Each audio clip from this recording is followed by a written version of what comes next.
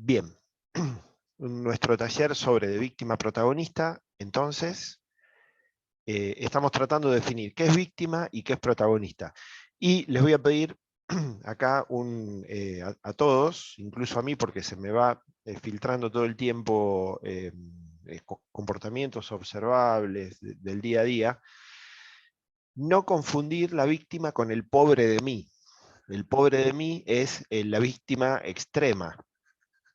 ¿Sí? De ahí para acá, a un lugar más familiar y más cercano, definamos entre todos qué es víctima. A ver, ¿qué es lo que piensan ustedes? ¿De qué hablamos cuando hablamos de víctima?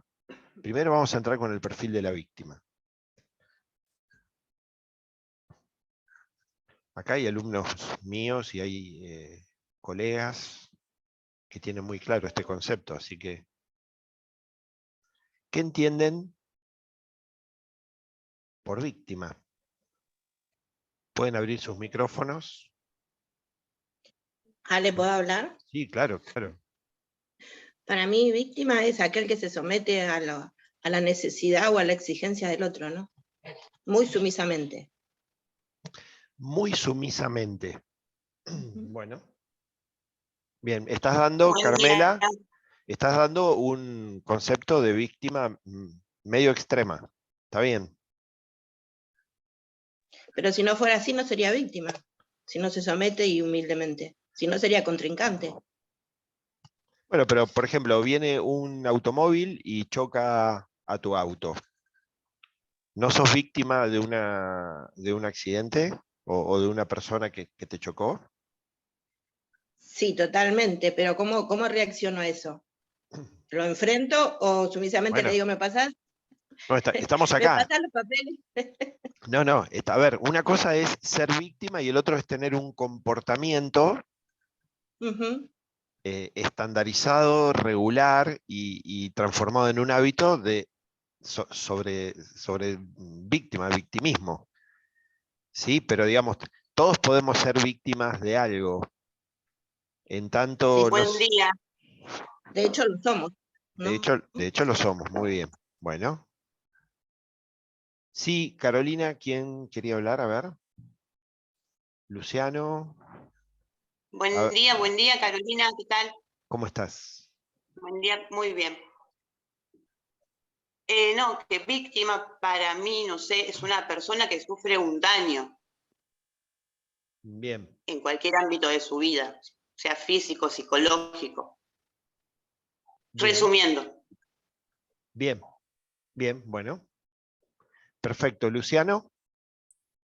Buen día, Ale, ¿cómo estás? ¿Cómo te va? Bien. No, para mí es una persona que ante el paso de alguna consecuencia sobre su persona se proclama inocente de eso y por ahí no asume que tenga alguna responsabilidad sobre lo que le sucedió. Bueno. Genial, muy bien. Muy bien. ¿Y protagonista? ¿Cómo definimos al protagonista? Yo ahora les voy a ofrecer las definiciones que yo pude encontrar, que siempre trato de buscar definiciones abiertas que nos permitan accionar. Hay definiciones a veces muy duras en las cuales quedás ahí colgado y no tenés margen de movimiento. ¿Qué piensan sobre el protagonista? Y para mí, al contrario, asume la responsabilidad sobre los hechos o sobre las circunstancias en las cuales le toca vivir. Bien. Bárbaro, Lucho. Digamos, toma el control de su vida. Muy bien, muy bien. Protagonista es el que elige qué quiere y lucha por su vida, dice Mariela. Bueno.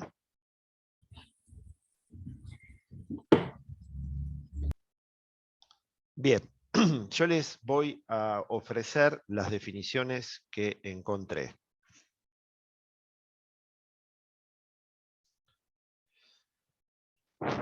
Son las que uso regularmente, ¿sí? Víctima, bueno, ahí se las estoy mostrando, creo que la ven. Víctima, persona que sufre por causa ajena o causa fortuita, persona a la cual una acción o suceso le causa daño. ¿Sí? Después ya entramos en comportamientos disfuncionales de la víctima. Entonces todos podemos ser víctima de algo que nos sucede y por causa ajena. Esto me sucedió, explotó en mi vida y bueno, frente a eso yo genero una serie de emociones que no son demasiado agradables. Siento que hay un perjuicio, me siento perjudicado. Eso es ser víctima de algo. Ahora, el comportamiento disfuncional después tiene que ver con esto, ¿no? Que después hay personas que utilizan el victimismo como estilo de vida y como forma de relacionamiento. Como estilo de vida y como forma de relacionamiento. Entonces, por ejemplo, renuncia a su poder cediéndolo a otra persona o a las circunstancias. ¿Sí? Acá entra un concepto muy importante que es el dolor. Bueno, el dolor es biológico, el sufrimiento interpretativo. O sea, si sos víctima, volvemos a la primera definición, vas a generar alguna forma de dolor emocional o físico. Ahora, el sufrimiento tiene que ver con el comportamiento disfuncional. O sea, me quedo mucho tiempo en el dolor. Recuerden que la gente no se ahoga por meterse al agua, sino que se ahoga por quedarse demasiado tiempo debajo. Entre el dolor y el sufrimiento sucede lo mismo. Es una cuestión de tiempo y de dosis. Doler, a todo el mundo le va a doler algo, físico y emocionalmente. Pero con respecto al sufrimiento, el sufrimiento es directamente proporcional al tiempo que te quedes en el dolor. O sea, de alguna forma el sufrimiento es opcional. No nos damos cuenta, pero hay un comportamiento que tracciona al sufrimiento.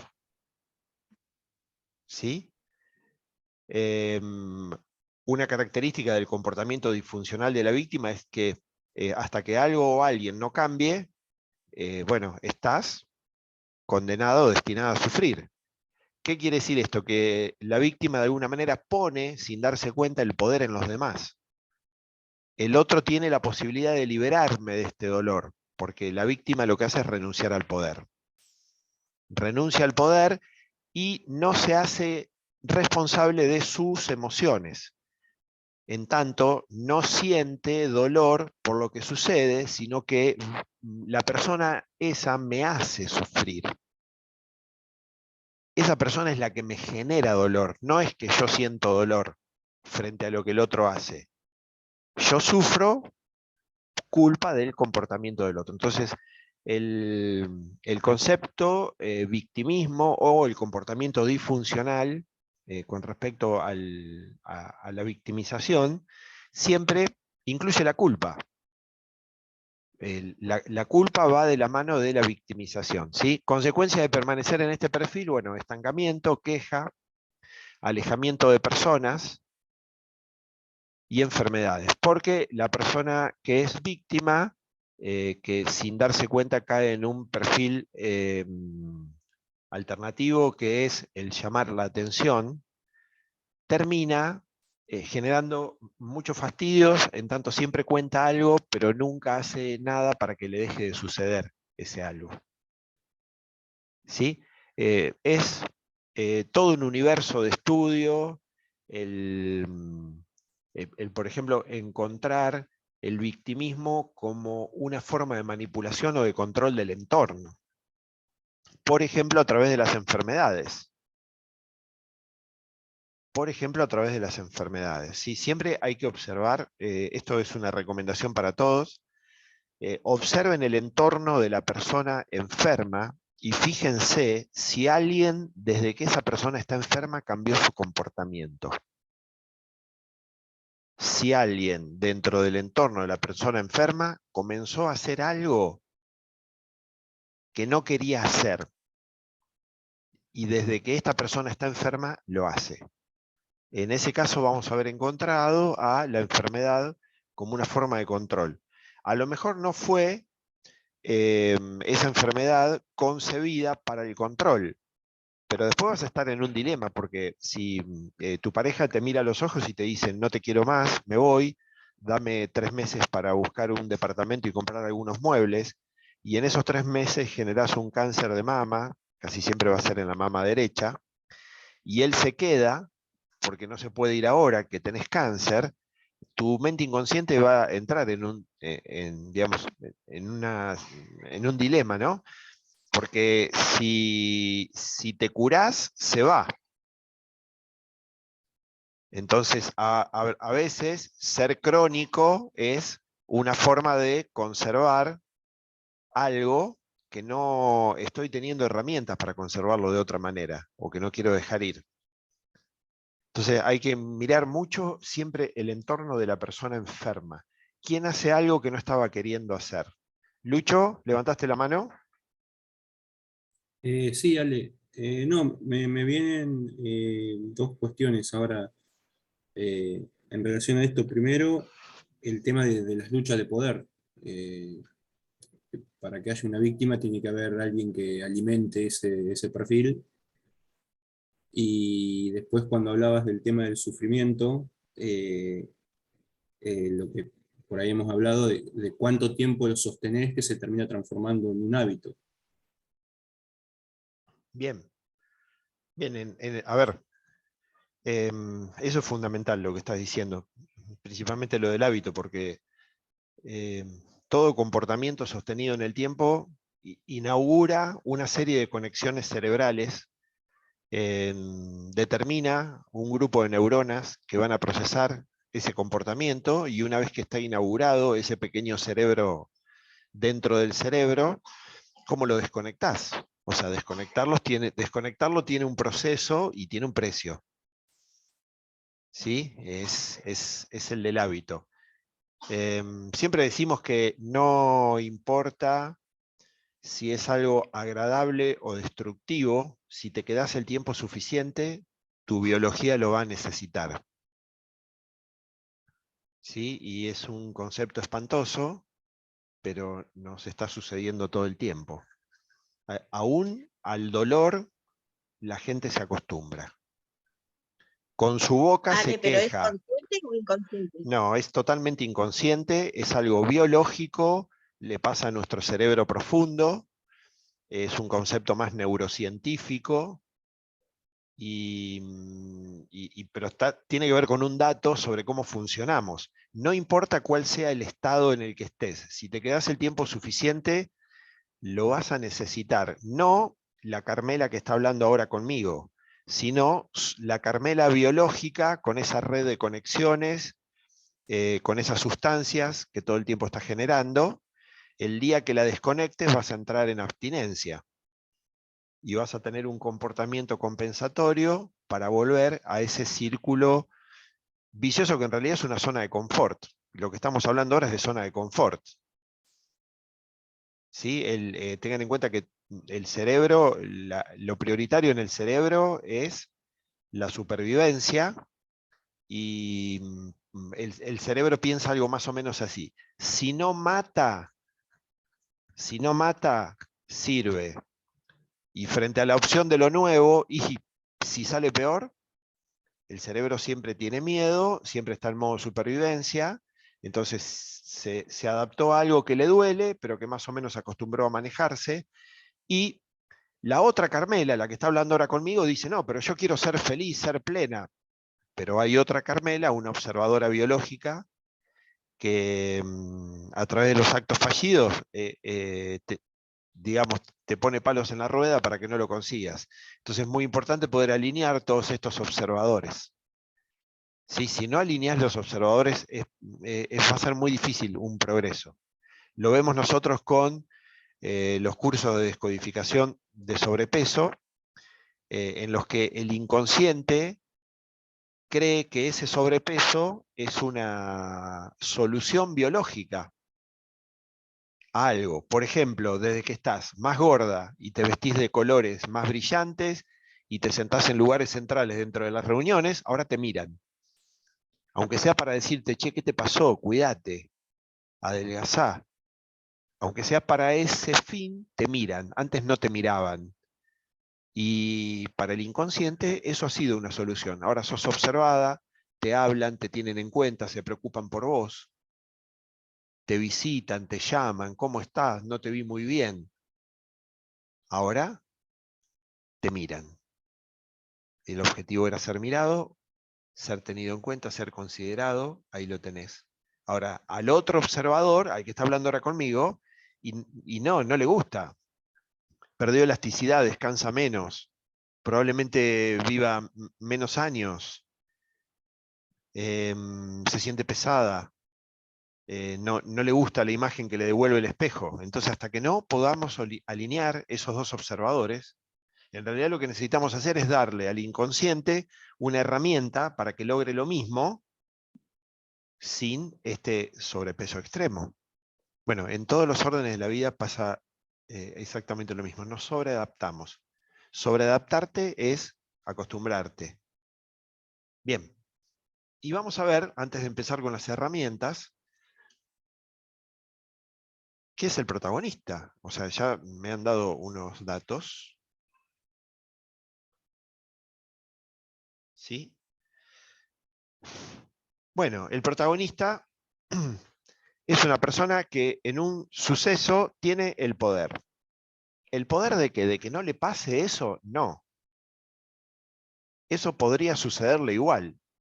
Tiene el poder de responder de una manera que incluso haga que un suceso negativo se transforme en una experiencia que refuerce su carácter, que refuerce su comportamiento, que genere nuevas actitudes. Persona que desempeña el personaje principal de una obra. En los comportamientos vemos que su actitud hacia un hecho determina el resultado. Fíjense qué importante. No es tan dramático lo que pasó, sino tu comportamiento frente a lo que pasó. ¿Cómo va a terminar esto que te está sucediendo? Bueno, el hecho no establece cómo va a ser el fin. Lo que establece cómo va a ser el fin de esa situación es tu comportamiento. Por eso Stephen Covey, en el principio 90-10, lo que dice es, todo lo que sucede no es más del 10%, el otro 90% es tu forma de gestionarlo. ¿Sí? Bueno, su actitud hacia el hecho determina el resultado, asume responsabilidad, reclama el poder de decidir cómo va a ser el final de un suceso. Las cosas no son de determinada manera, son hechos carentes de sentido. El sentido se lo damos nosotros. Las consecuencias de permanecer en este perfil, bueno, progreso, propuestas para la mejora, creatividad y salud. Entonces, a ver, para hacer un pequeño resumen en dos frases, la víctima es alguien que cree que la vida es algo que le sucede y que tiene muy poco margen de acción. ¿Sí? Siempre hay alguien que tiene que cambiar algo para que la víctima esté mejor. El protagonista es alguien que decide qué le va a suceder en su vida o decide qué va a hacer frente a lo que le sucedió. Sabe que todo lo que pasa no es más que el 10% y que su comportamiento define la jugada. La idea es poder migrar de un perfil a otro. Por eso, si observan, yo acá puse, bueno, víctima más actitudes más recursos igual protagonista.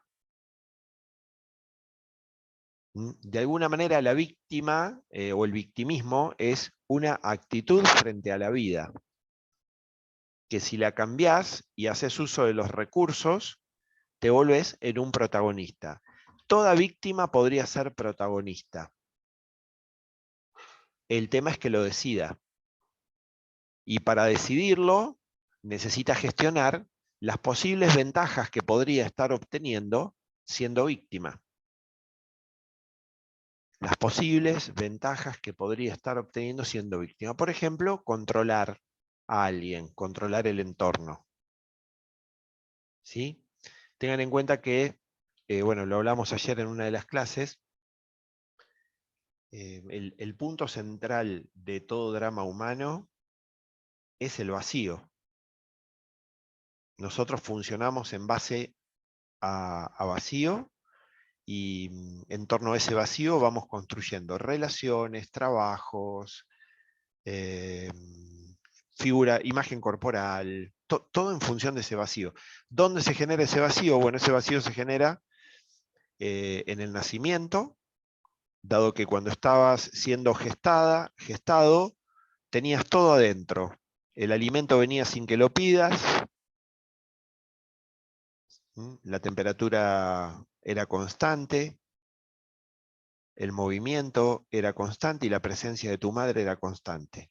Desde el momento en el que naciste, todo lo constante pasó a ser variable. Te alimentan cada X cantidad de tiempo, el movimiento, bueno, hay una recomendación de que no te muevan demasiado si sos bebé, porque podés generar hábitos de dependencia. Mamá volvió a trabajar porque terminó su licencia, no sé con quién estarás, y la temperatura, por supuesto que no es más constante. Esa experiencia genera vacío, y el vacío genera miedo. ¿Miedo a qué? Vendrá mamá, me alimentarán, alguien me sostendrá en brazos, ¿sí? Y a partir de ahí, toda nuestra vida es digamos, una historia que vamos construyendo en función de cómo gestionar ese vacío, ¿sí?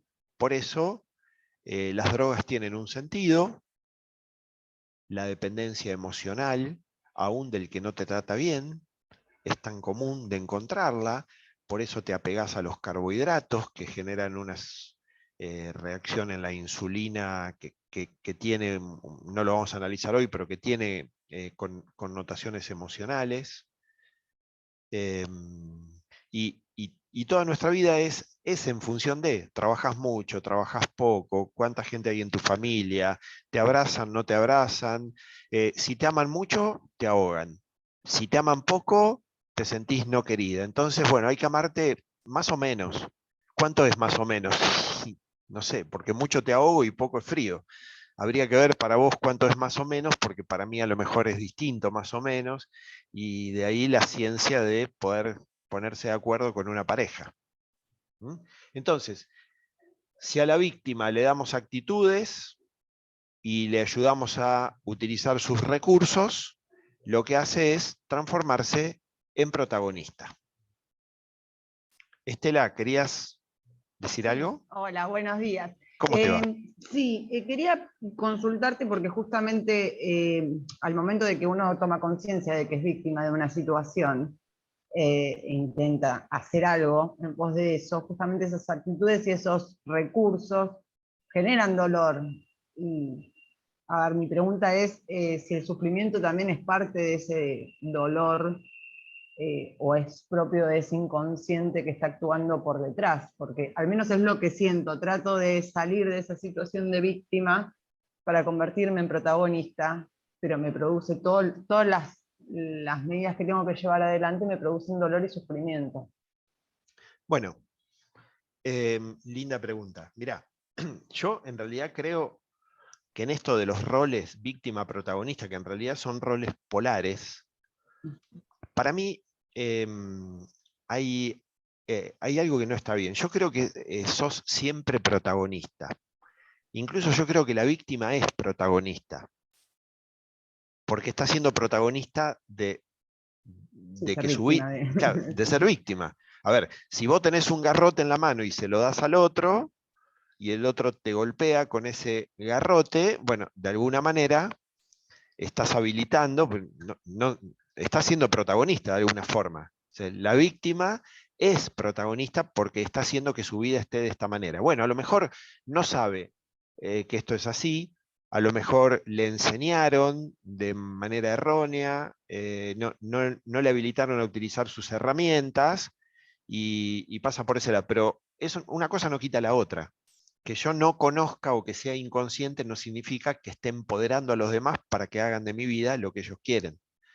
Ahora, el dolor, Estela, es una constante. en la vida. Te martillás un dedo, duele, te apretaste la mano con la puerta, duele, te quemaste, duele, el agua de la ducha salió fría, duele, nace un hijo, vas a parir con un poco de dolor, te sacan una muela, duele, o sea, duele. El dolor es una de las constantes de la vida y no es un problema, porque es inevitable el dolor de alguna forma. Ahora, si ese dolor se transforma en sufrimiento, es porque hay estancamiento. Entonces, si vos estás tratando de salir de una zona de victimización, no estás sufriendo, te está doliendo, pero es un dolor parecido al dolor de parto. Vas a parir lo que más vas a amar, y qué contradicción. Voy a parir con dolor lo que más voy a amar. Qué contradicción. Bueno. ¿Sí? Porque sería algo así como, me duele pero me gusta. El parir lo que más es raro para nuestra mente. Entonces, acá, si vos estás frente a una situación de dolor, porque estás rompiendo una zona de confort, de victimismo, ese dolor no es sufrimiento, porque es un dolor como el dolor de parto. Te estás pariendo a vos misma en ese aspecto de la vida. Y va a haber una Estela nueva que va a arrancar como pueda y que va a salir como pueda de esa situación. Si pide acompañamiento o si cuenta con herramientas va a salir mejor parada, pero es un dolor que al menos, dado que la vida nos va a doler, es un dolor que vale el esfuerzo tenerlo, Claro. porque te estás liberando. Distinto al sufrimiento que sería, estás en un proceso de victimización, sos consciente y no estás moviéndote para salir. Eso es sufrimiento. Entiendo. Entonces, dado que te va a doler, al menos que nos duela para romper zonas de confort poco confortables. Claro. ¿Sí? Claro. Y porque Sí, sabés, sí, sí. la diferencia es que vos sabés que un dolor va a terminar. Porque vas a terminar de salir algún día de eso. El otro dolor vos sabés que no va a terminar. Porque si te duele y no te estás moviendo, es sufrimiento. Esto es como el agua. Vos tenés agua. Jugá con ese agua. Pasala de un vaso a otro todo el tiempo. ¿Y qué haces? La oxigenás. Probá, poné ese agua en ese vaso y dejalo 15, 20 días. Se pudre. El agua estancada se pudre. El agua que moves se oxigena. El agua es la misma. ¿Qué cambia? Bueno, que en uno El hay movimiento y que en el otro no hay movimiento. Entonces, si a vos te duele porque te estás moviendo, bien, eso va a terminar. Es un dolor que tiene sentido. El sufrimiento es un dolor que no tiene sentido, porque es estancamiento. Bien. Perfecto, gracias. ¿Sí? Por favor, acordate que todo es una cuestión en algún punto de recursos. Eso. Sufre la persona porque no puede clavar un clavo porque cuenta con un destornillador. El destornillador no clava clavos. Le das un martillo y lo clavó. Tratando de clavar ese clavo con un destornillador, se rompió la mano, se levantó una uña, sangró su dedo, se puso mal emocionalmente porque el clavo no tiene la ranura para el destornillador. Le diste un martillo y se resolvió todo. A veces es una cuestión de herramientas. Hay que ir a buscar. Nosotros creemos tener siempre todas las herramientas. No es verdad. Muchas veces nos faltan herramientas y necesitamos aprenderlas o pedir o de un libro o de un video o pedirle ayuda a alguien que la tenga para que me la preste y para que me la enseñe a usar. Exacto, eso justamente te iba a decir, a veces uno tiene las herramientas y no las utiliza. A ver, me puedo martillar el dedo. Sí, claro. Es más, pues lo que decía hoy, a veces uno tiene un garrote en la mano y se lo da a otro, Claro. que no me quiere, que no me cuida, que no me bien trata, y me pega con el garrote, que yo le di. Claro. ¿Sí? Ojo, porque si hay odio hacia mí mismo, si yo tengo odio hacia mí mismo, si yo tengo una imagen complicada de mí, voy a generar contextos formados por gente que no me cuide, que no me quiera, que no me bien trate. Y yo voy a creer que son los demás. Erróneamente voy a creer que son los demás, cuando la verdad los elegí para que actúen ese odio que tengo hacia mí. Perfecto, gracias. No, gracias a vos, por favor. Bien, continuamos. Bien, entonces, el rol de la víctima es el más utilizado por los seres humanos para controlar. A nivel biológico, competimos por la energía, construimos territorio. La competencia es por el espacio y por lo que en él coloquemos. Nos llenamos con cosas, personas, luego reclamamos pertenencia. Nos espanta la posibilidad de percibir el vacío.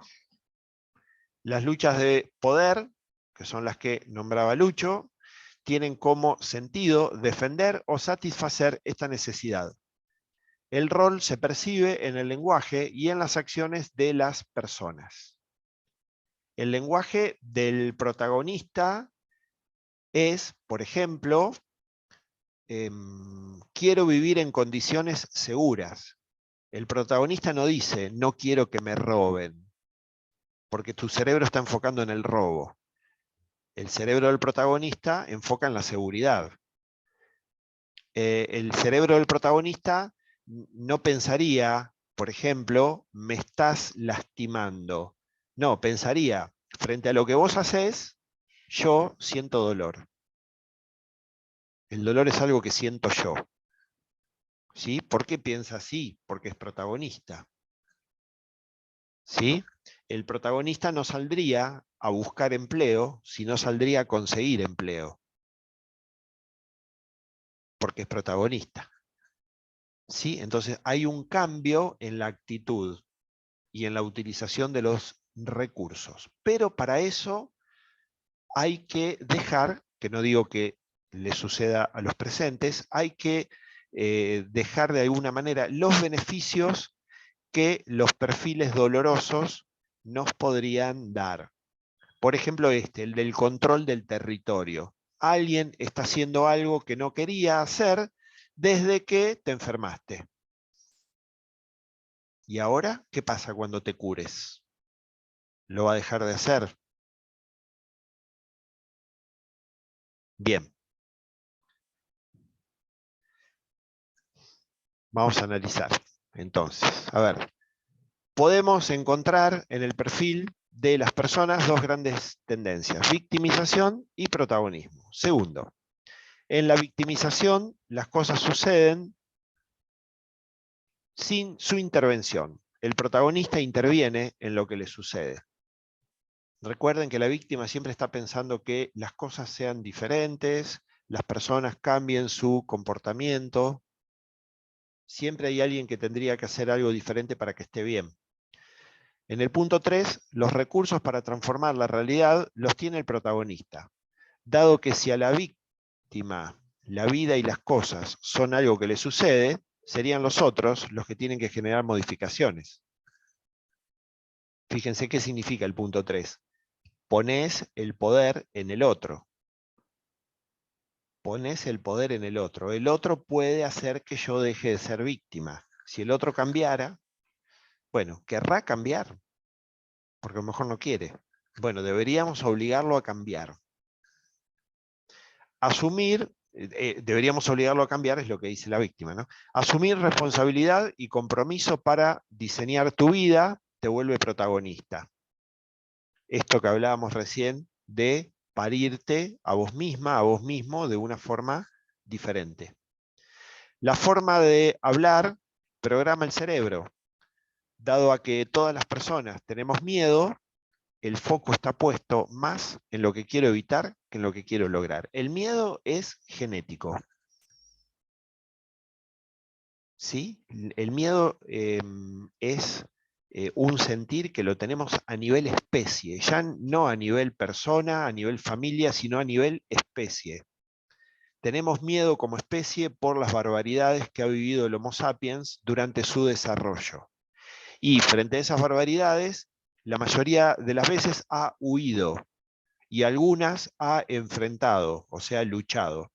El huir tiene que ver con esto también de victimizarme. El cerebro funciona por enfoque. cuantas menos cosas hagas y más concentrado estés, mejor será el resultado. O sea que si enfocás en los defectos que tiene la persona que está enfrente tuyo y en que debería cambiarlos para que vos estés bien, perdiste. ¿Sí? Debes cambiar deliberadamente la forma de hablar, enfocando en lo que querés lograr, más que en lo que querés evitar. Nuestro lenguaje debería estar más formado por conversaciones en las que yo diga lo que quiero conseguir. El punto 8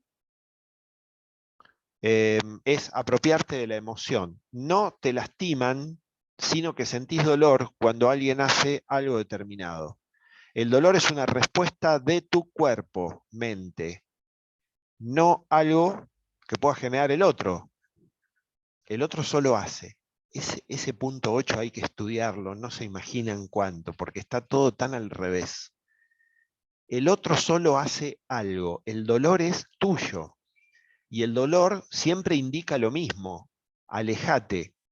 Saben que el principio de nuestras emociones es ese, ¿no?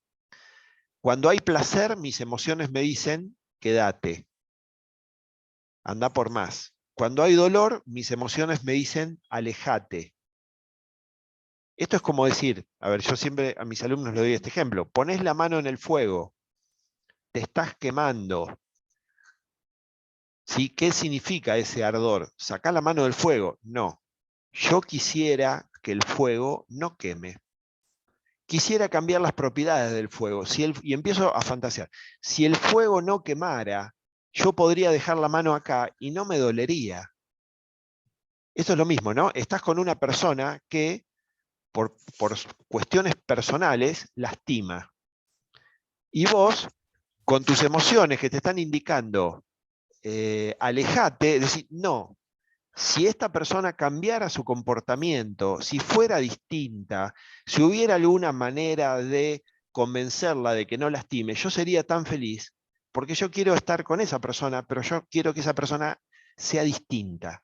No quiero que esa persona sea lo que quiere ser, yo quiero que esa persona sea lo que yo quiero que sea. ¿Sí? ¿Se entiende, no es cierto? Esperen que voy a silenciar, hay un micrófono abierto.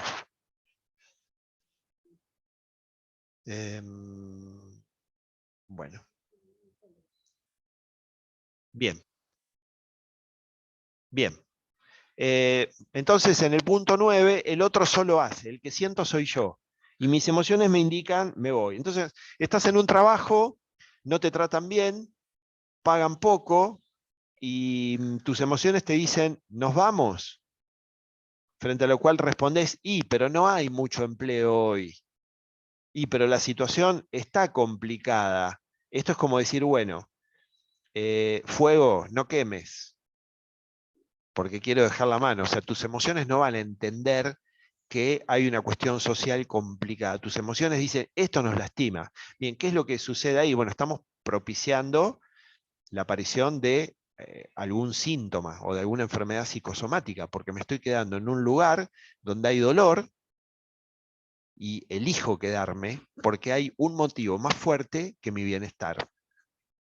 Hay un motivo, o sea, sería, tu bienestar tiene un precio, ¿sí? Que es no perder el empleo. El punto 9, ahí voy Cecilia, la víctima reacciona. El protagonista responde. Entre la acción y la respuesta hay un proceso de reflexión, donde elegís conscientemente el comportamiento y según lo que quieras experimentar. En la reacción, la persona es secuestrada por sus emociones. Le pisás la cola al perro, se da vuelta y te muerde. No porque sea malo, porque le duele y no tiene otro recurso para poder hacerse entender. De la misma manera, me mirás de una forma que no me gustó y te pregunto, ¿qué te pasa? ¿Por qué me mirás así? Reacciono, me tocas bocina en un embotellamiento y me bajo con un matafuego para romperte el parabrisas. O sea, ¿por qué me pasa esto? Porque soy hasta ahí una entidad biológica. Podríamos decir que el humano comienza con el punto 9. Cuando no importa lo que vos sientas, elegís el comportamiento adecuado para vos. No es importante lo que sientas, es importante qué vas a hacer vos con lo que sentís. Entonces, tenés ira, decidís no actuar desde la ira. Cuando no importa lo que sientas, vos decidas tu comportamiento, ahí comienza el humano. Hasta ahí tenemos un mamífero sofisticado que usa smartphone. Bien, el punto 11, el ser humano proyecta. Bueno, hoy no vamos a ver este punto, ¿sí? Si te molestás con el otro, por lo que te muestra, bueno, seguimos siempre en puntos ya de mayor profundización. Bien, Cecilia, ¿qué querías decir? No, quería comentar en respecto de la víctima, cuando en la pareja uno quiere que el otro cambie, cuando en realidad tenés que irte. Si la cosa no funciona y vos te seguís quedando como víctima porque no tenés con qué irte a vivir o porque la casa en la que irás a vivir es peor o lo que sea, seguís alimentando una historia porque en realidad lo que no estás tomando es la determinación de salirte de un lugar donde no estás cómoda o estás cómodo, ¿sí? Entonces siempre la culpa la tiene el otro, intentando que cambie y se la eterna historia de cuando volvés siempre en el mismo círculo vicioso a no salir de la historia que te hace daño. Bueno, lo que vos estás diciendo es una profunda falta de respeto al otro, ¿no? Claro. Es decir, a ver, el otro, de alguna forma, fíjate, Cecilia, tenemos un manual de instrucciones en nuestra mente que nos dice cómo son las personas, cómo es una pareja adecuada, cómo es un hijo adecuado, cómo es un político adecuado, cómo es un hermano, una madre, un padre adecuado, un jefe adecuado, un empleado adecuado. Y después comparamos al real con el del manual que tengo en la cabeza. ¿Cuál es la consecuencia? Bueno, el que tengo en la cabeza es ideal. El real siempre pierde. No hay paz con eso. Por lo tanto, una vez que pasa la primera etapa del enamoramiento, del cariño, de los hijos, de que dice mamá, de que empezó a caminar, y te encontrás con el otro ya sin tantas distracciones y tanto movimiento, es ahí donde comparás más profundamente a ese otro con el de tu manual. Entonces, es bastante ingrato porque de alguna forma le estamos diciendo al otro, no sos como deberías ser. Y no importa si elegís ser así, deberías cambiar. Por eso digo, Claro. es Y una... además en eso, en lugar de te pones de víctima porque el otro no cambia y vos sos el que está sufriendo. Y en realidad el otro va a ser como es. Vos elegís si seguís estando con esa persona que es así o te tomás el alíscafo, no hay otra. Exacto. A ver, la lógica sería no controlar, y no controlar sería lo tomo o lo dejo. Claro. No, lo tomo y fantaseo que con el tiempo podría el otro ser distinto. Sí, renunciar a la idea mágica de que el otro va a cambiar para adaptarse a mí. Exacto. Por eso siempre tenemos tres puntos para la resolución de conflicto en este caso, que sería: el primero, lo mejoro, o sea, negocio, establezco acuerdos, trato de convencer, ofrezco algo para obtener algo, busco un punto de encuentro, ¿sí? Si funciona, ahí terminó el problema. Si no funciona, paso a la fase 2, que sería lo acepto. Sería, ¿puedo aceptar lo que no pude cambiar? ¿Puedo aceptar esta situación en la cual hay un otro que no es lo que yo quiero, que hace algo frente a lo cual siento dolor y que no va a cambiar? ¿Puedo quedarme y enfocar en lo bueno que tiene esto y dejar de mirar insistentemente esto negativo? Bueno, algunas personas dirán sí, me adapto yo. O sea, en este caso lo que haría es cambiar tus expectativas con respecto al otro, no cambiar al otro. En el punto A trato de cambiar al otro, en el punto B cambio mis expectativas con respecto al otro. Algunas personas dicen, no, yo no puedo, esto no es tolerable, yo no lo puedo cambiar, y pasan a la fase 3, que es cambio. O sea, ¿qué es lo que cambio? Bueno, cambio lo que no puedo mejorar ni aceptar. Lo cambio. Siempre que estés en alguna de esas tres opciones, lo mejoro, lo acepto o lo cambio, la energía se está moviendo, o sea, el agua no se estanca. ¿Sí? Pero hay un cuarto lugar que es el de la queja, el de la queja improductiva, que es el lugar en el cual me quejo de que el otro es de una forma errada, no como debe ser, entro en el proceso de victimización, y ese es el lugar donde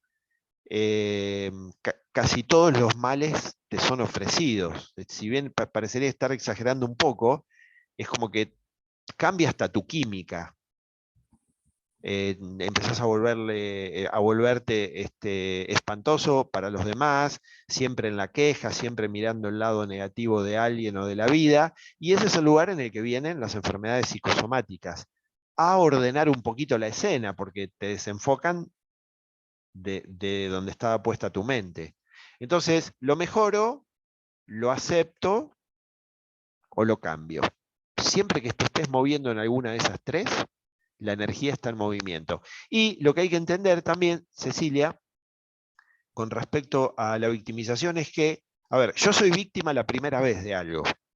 Solo, exclusivamente, la primera vez.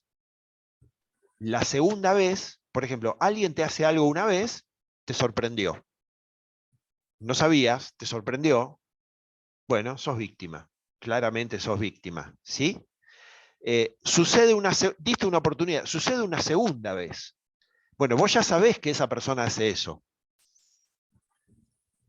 porque ya lo hizo una vez. Pero, por supuesto, diste una segunda oportunidad. O te diste a vos una segunda oportunidad con el otro. Volvió a suceder. La segunda vez no sos víctima, porque podríamos decir que lo hicieron entre los dos. La primera vez te pasó, la segunda lo hicieron entre los dos. Vos ya sabés que el otro hace eso. Si te pasa una tercera vez, ya el otro desaparece. Y solo quedás vos. Ya sos un gil. Podríamos decir que en la tercera vez que te pasa algo, vos te lo estás haciendo a través del otro.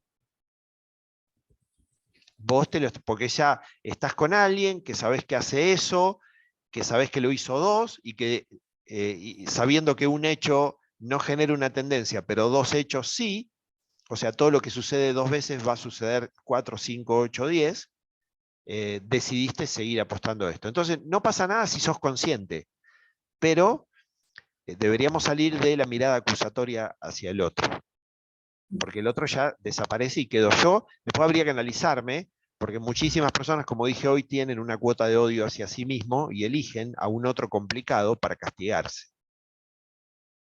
Pero luego, como no se hacen cargo, juzgan severamente al otro, ¿no? Sí, o repiten lo que vieron en ese modelo de pareja.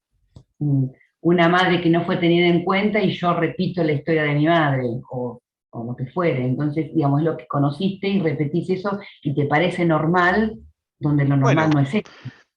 lo que pasa es que tu mente no entiende eso, porque, a ver, si yo me pego un martillazo en el dedo porque mi mamá se lo pegaba, no es que como se lo pegaba a mi mamá, ahora a mí no me va a doler el martillazo. No, a mí me duele igual. Hay una terminal nerviosa a la cual le estoy pegando un martillazo, me duele. Lo haya hecho mi mamá, lo haya hecho mi abuela. Aunque me hayan dicho, si te pegas un martillazo en el dedo, yo te voy a amar más, porque vas a ser como yo. Bueno, no importa, pero me sigue doliendo. El problema es ese. Lo que vos estás definiendo son las lealtades familiares. Son que es no hay nada más complicado de gestionar después del vacío que las lealtades familiares. Porque si te amaron y a la vez de amarte te lastimaron, cada vez que vos de adulta te ames sin lastimarte, vas a sentir que estás traicionando a quien te enseñó ese concepto. Claro. Por lo tanto, vas a tratar de sabotear a todo el que te ame y te dé placer, yendo casi siempre al que te ama pero te da una cuota de dolor. Vas a estar mal, pero vas a sentir que sos leal a tu sistema familiar. Eso que estoy describiendo, que es una absoluta porquería, por donde se lo mire, es algo que nos pasa todo el tiempo. porque las emociones y los conceptos siempre van en código binario en nuestra mente, siempre van de a dos, siempre van de a dos. Entonces, por ejemplo, la prosperidad, ¿cuál será el código binario que tiene en mi mente? El amor, ¿cuál será el código binario que tiene en mi mente?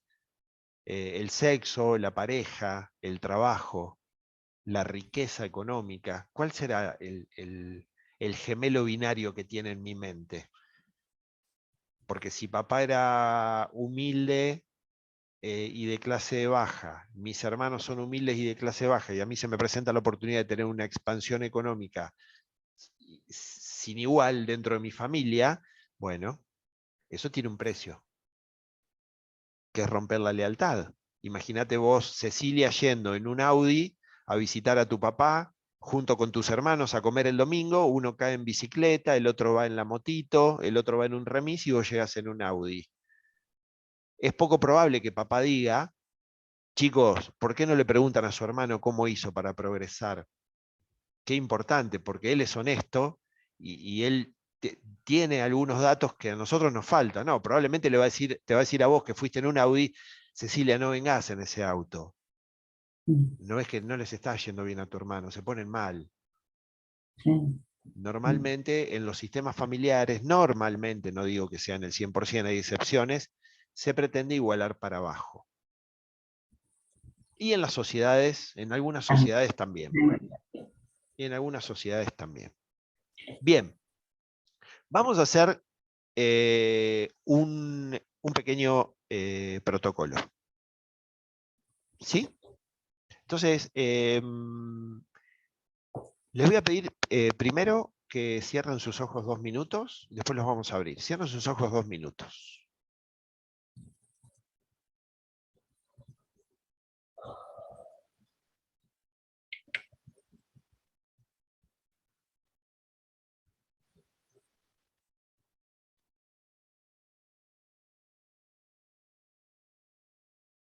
Quiero que traten de serenarse.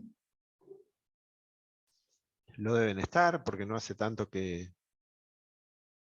recién se levantan.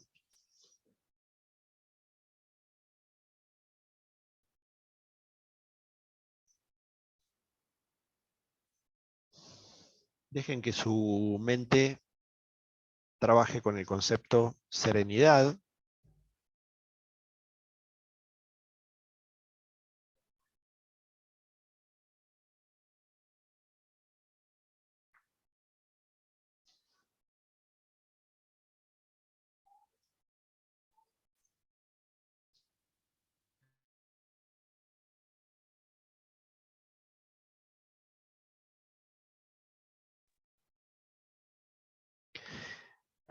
Y ahora van a abrir sus ojos.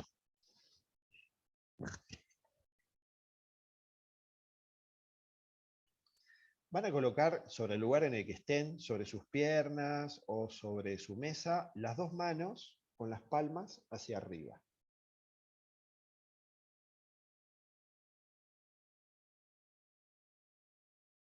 Y primero van a mirar su mano izquierda.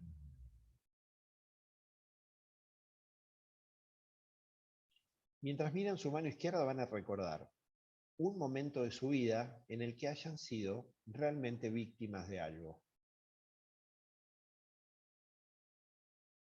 Si ustedes sienten estar dentro de un círculo de dolor que no pueden romper, o que les está siendo muy difícil romper, van a pensar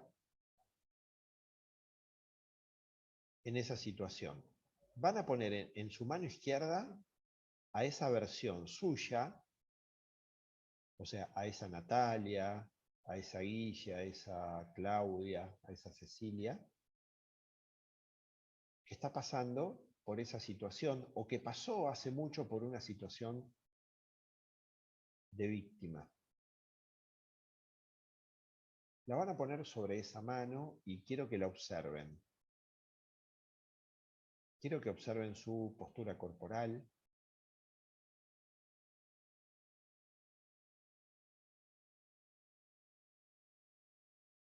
Quiero que observen sus gestos, la expresión de su rostro.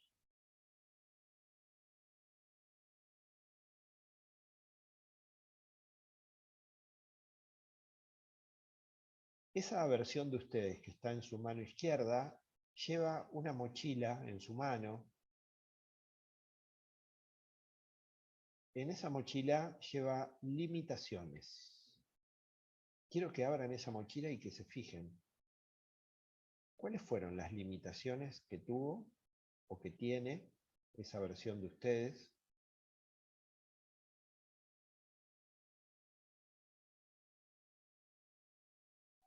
Por lo cual no pudo o no puede dar una respuesta diferente. ¿Qué nos limita a actuar correctamente? ¿Qué los limita a dar una respuesta para poder salir rápidamente de esa situación? Faltan actitudes, faltan herramientas, recursos.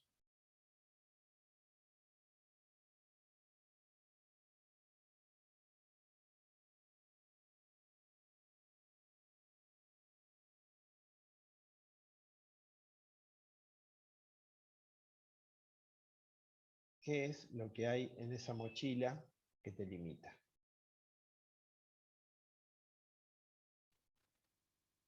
Ahora vas a mirar tu mano derecha. Y en tu mano derecha vas a poner otra versión tuya. Y vamos a poner a la versión que debería haber sido o que debería estar siendo para poder resolver de forma ejemplar esa situación. Quiero que pongas una versión tuya y que le des una postura corporal de carácter, de autoridad.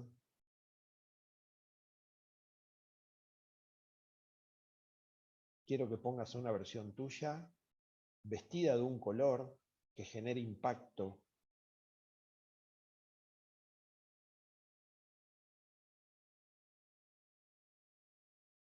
Observa el rostro de esa nueva versión tuya. Que sienta paz, que se perciba la paz en su rostro y, sin embargo, también la firmeza.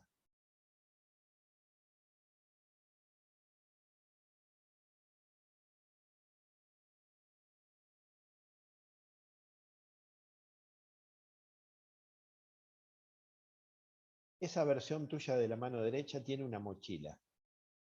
En esa mochila vas a poner las herramientas y los recursos que a la otra versión le faltaron. ¿Cuáles son esos recursos que le faltaron a la otra versión? Fíjate conocimientos, información, experiencia, acompañamiento, actitudes. Elegí qué recursos le vas a dar a esta versión para que resuelva eso que no estás pudiendo resolver o para que resuelva aquello que te sucedió y no pudiste dar una buena respuesta en su momento. Tómate 30 segundos para elegir qué herramientas le vas a dar.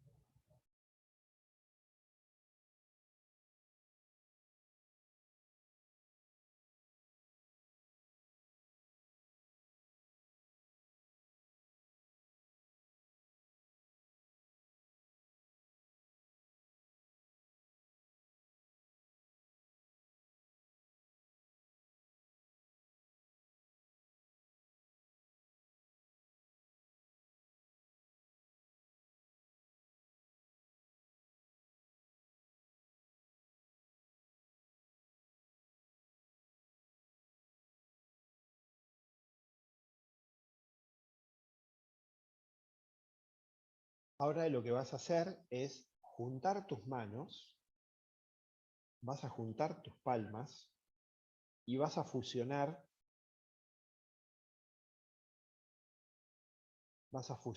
ambas versiones. Quiero que con tu visualización, con tu proceso de imaginación, veas cómo ambos cuerpos se fusionan, ambas mochilas se fusionan. Para cada limitación de la mochila de la víctima hay un recurso en la mochila del protagonista.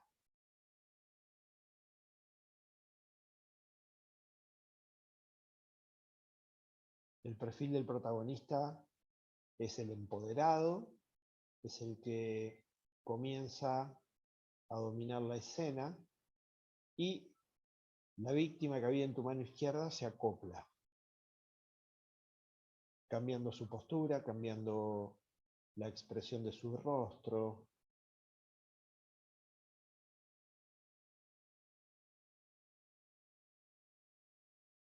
Y ahora quiero que te tomes un minuto para imaginarte que esta nueva versión tuya, empoderada, va y resuelve esa situación de la forma ideal. Ahora sí, cerrás los ojos de nuevo, llevas ambas manos al pecho, integrás esas versiones a tu corazón, a tu sangre, y durante 1 minuto o 2, hasta que vuelvas a oír mi voz, vas a visualizar cómo esa nueva versión va y resuelve de una forma ideal eso que no estás pudiendo resolver, o eso que resolvió de una forma que no te gustó antes. Hacelo ahora.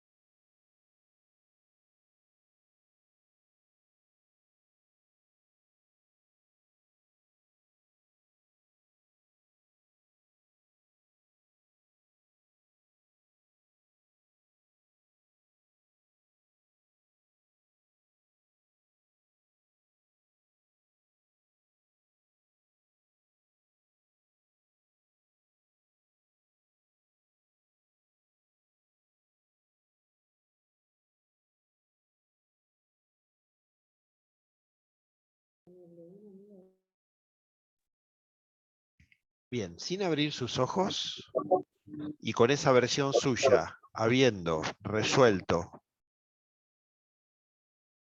la situación, van a decir desde lo más profundo de su ser: grabo, grabo, grabo. Para fijar neurológicamente ese comportamiento. Vuelven a decir, viendo la situación resuelta por esa versión suya, grabo, grabo, grabo. Toman una respiración profunda y abren sus ojos.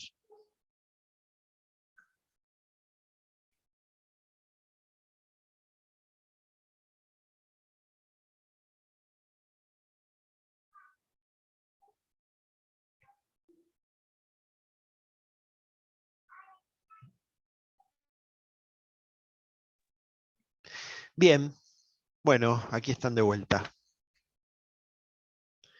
Este ejercicio, que parece simple, pero que lo podrías hacer durante 9 días, todos los días, o durante 7 días, 2 veces por día, le puede dar a tu cerebro una nueva orden de cómo operar frente a situaciones donde antes se quemaban rápidamente tus pocos recursos, y ahora ya hayas decidido qué utilizar para poder salir bien parada de ese hecho, bien parado de ese hecho. Recuerden que todo es una cuestión de actitud y de recursos. Esa versión tuya que está victimizándose o que está en una situación de víctima real, necesita herramientas para poder salir de la situación, pero debería desear un cambio. Bien, aquí en el material que les vamos a enviar, vamos a repasar ejercicios. ¿Sí? Fíjense, ¿qué necesito decir? ¿A quién? ¿Y qué quiero lograr diciéndolo? ¿Qué necesito decir? Fíjate que te da varias opciones, creo que son 10, 8 cosas que necesitas decir y no estás diciendo. ¿A quién se las querés decir? ¿Y qué querés lograr diciéndolo?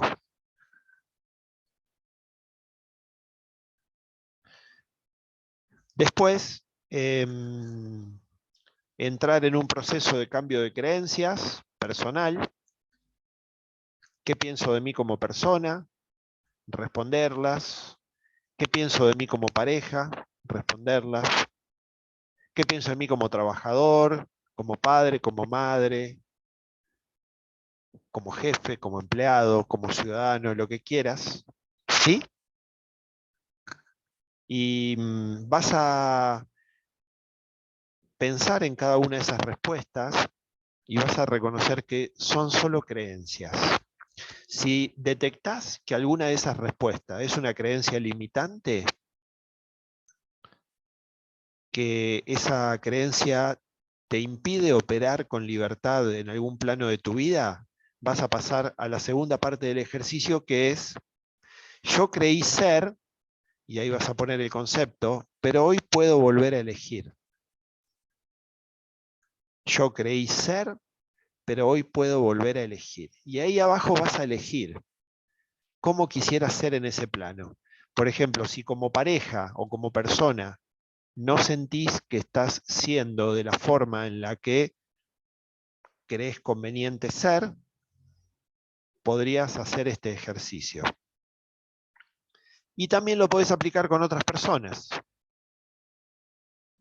¿Sí? Porque dado que todos son creencias y que los demás que están frente a nosotros son miles de cosas y que solamente me muestran una versión a mí, entonces estaría bueno decir frente a alguien con quien no estoy en buenos términos, yo creí que esa persona es, pero hoy puedo volver a elegir.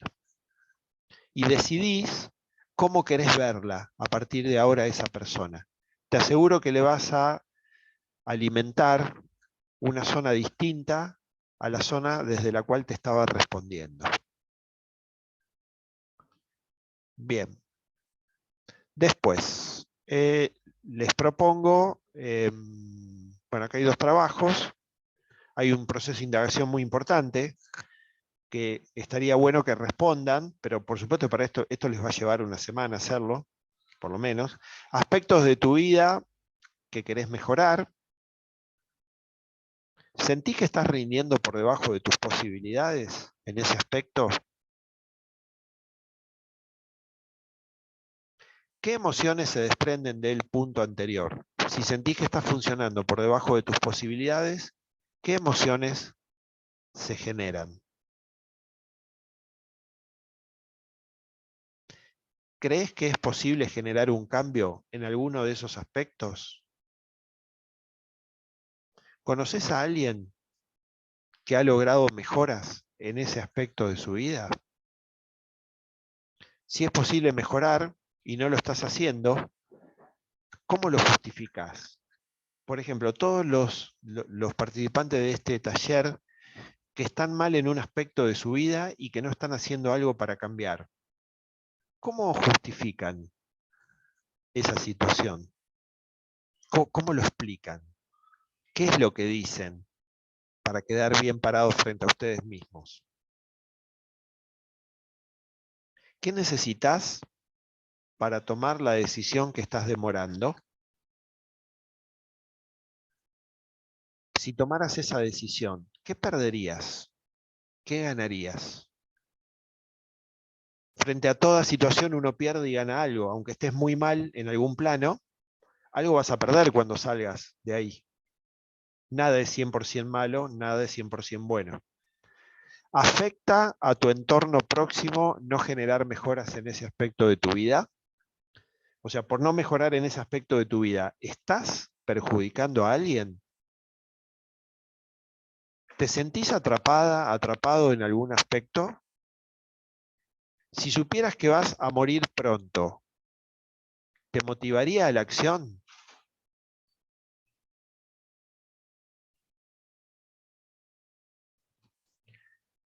¿Qué harías que hoy crees que no estás pudiendo? Responder este cuestionario suele ser muy iluminador y te vas a dar cuenta de muchas cosas. ¿Sí? Bien. Bueno, vamos a pasar a una serie de preguntas. Entonces, pudimos definir la víctima, pudimos definir el protagonista, pudimos definir las consecuencias de ser víctima y de protagonista. Vimos un ejercicio de integración en el cual empoderamos a la víctima, visualizamos y grabamos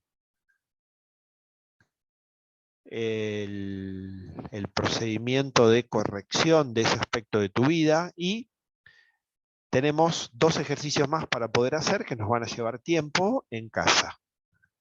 ¿Sí? Entonces vamos a abrir ahora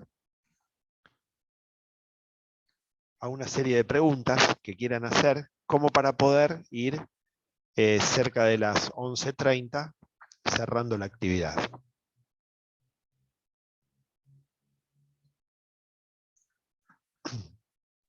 ¿Puedo preguntar, Ale? Sí, Carmela, claro. Con respecto a esto de ahora nuevo con lo de vidas pasadas, entonces la víctima elige esta situación o esta situación es independiente a lo que eligió para venir. Bueno, a ver, hagamos la aclaración. O sea, Carmela me está preguntando algo que tiene que ver con terapia regresiva, ¿sí? Por lo tanto, el que no adhiera a ese concepto lo deja correr, ¿sí?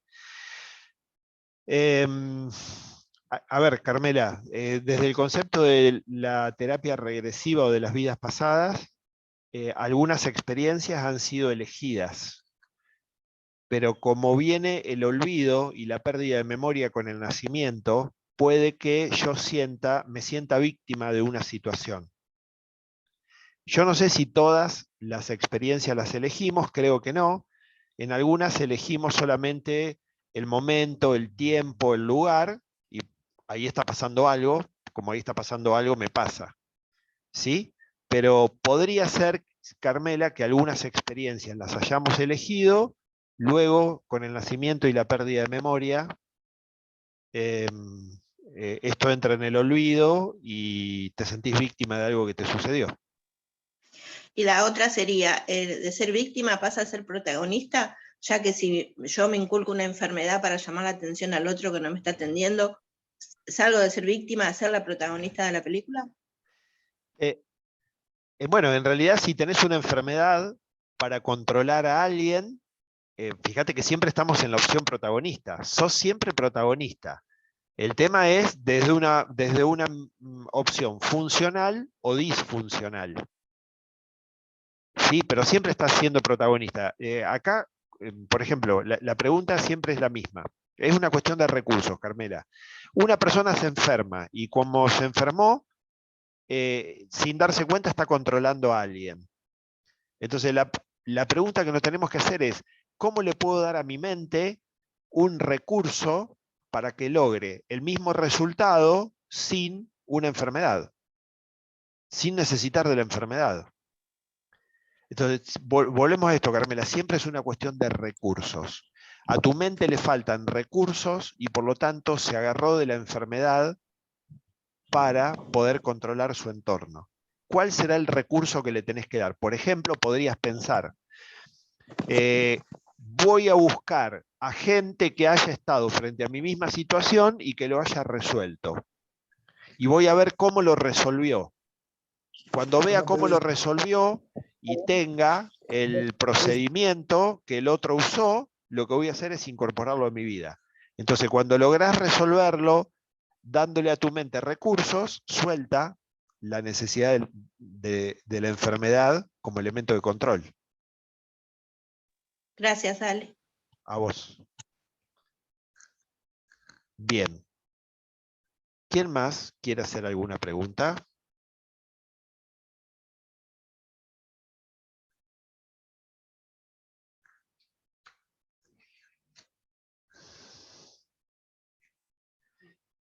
Bueno, si no...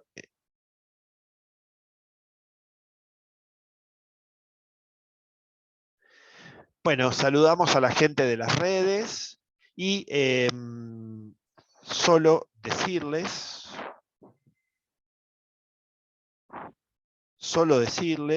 bueno, esta es nuestra escuela, Academia Iberoamericana de Neurocoaching, esta es nuestra página, ahí pueden encontrar nuestras actividades, ¿sí? neurocoaching360.com.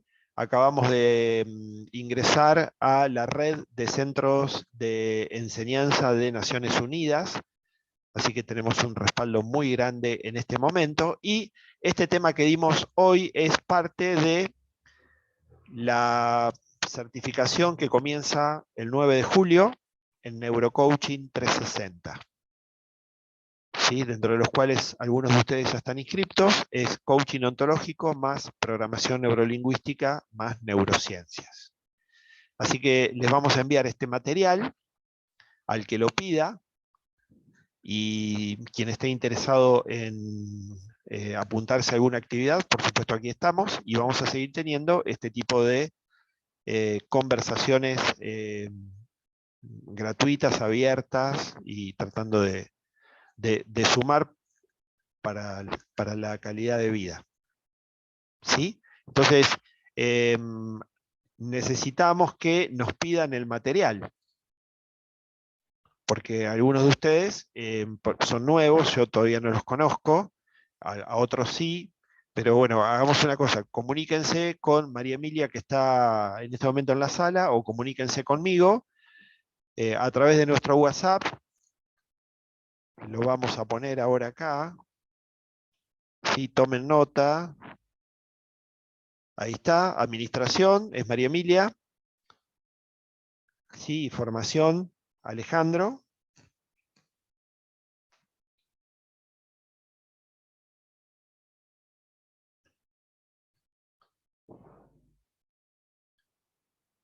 ¿Sí? Para poder enviarles el material. Bien, para cerrar, y decidí dejarlo para el final, a quienes no me conozcan, bueno, mi nombre es Alejandro, soy formador y director de AICN Internacional, y desarrollamos esta actividad desde hace más de 15 años. Por supuesto tenemos una escuela formal, como decía recién, hoy avalada por Naciones Unidas, y dentro de nuestras actividades de julio, recuerden que está Neurocoaching, y tenemos un retiro, también al cual algunos de ustedes ya se han inscrito, es un retiro a Capilla del Monte, que nos están quedando 2 lugares. Así que la he pasado muy bien con ustedes, gracias por habernos visitado. Cristina, trata bien a ese muchacho, ¿sí? Ya deberían estar haciendo la comida hoy. Bueno, les mando un abrazo a todos. Se comunican a nuestro WhatsApp para lo que necesiten. ¿Sí? Gracias, Ale. Adiós. Gracias, Estela, por tus preguntas. Gracias, Gracias, excelente Ale. taller. Bueno, Gracias, adiós. Ale, un abrazo. Gracias. Adiós. Chau, Lucho. Adiós. Adiós. Abrazo a Chao, todos. Ale, Gracias, como siempre, gracias. Alejandro. Chau, Gracias. chicas, Gracias, chicos. gracias. Hasta luego, buen fin de Después te semana. mando WhatsApp, Ale. Besos. Dale, Gracias. espero. Adiós, adiós.